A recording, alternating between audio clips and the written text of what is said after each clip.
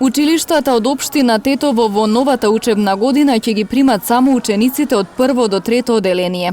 Иако 5 основни училишта, од кои 2 во градот, побараат да организираат настава со физичко присуство, истите не се најдоа во извештајот на комисијата. Од раководствата велат дека имаат услови, но единствено согласност само за индивидуална настава за инструмент доби музичкото училиште.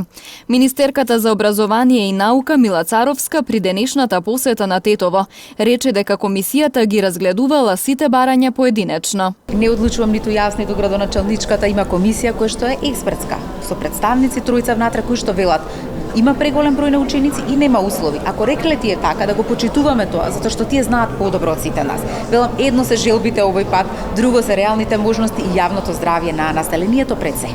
Надлежните уверуваат дека се е подготвено за почеток на новата учебна година.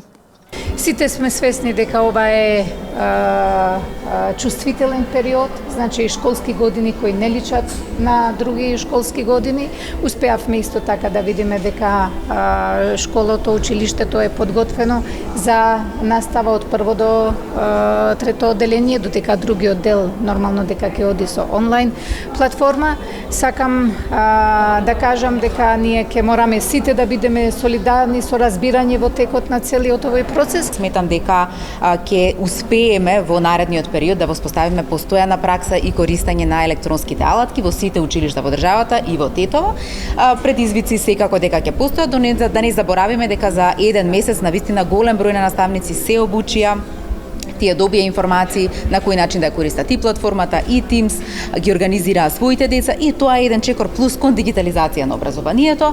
Во наредниот период ќе следиме сите заедно и ќе се соочуваме со она кое што значи нова училишна година во вакви вонредни околности во кои што навистина сите треба да покажеме едно разбирање, една меѓусебна соработка и доверба во процесите, за да може да ја избуткаме добро оваа учебна 2020-2021 година.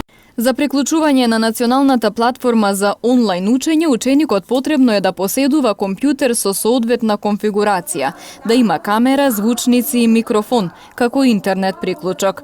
Родителите за набавка на потребната опрема ќе треба да потрошат минимум 15.000 денари за настава без проблем за едно дете.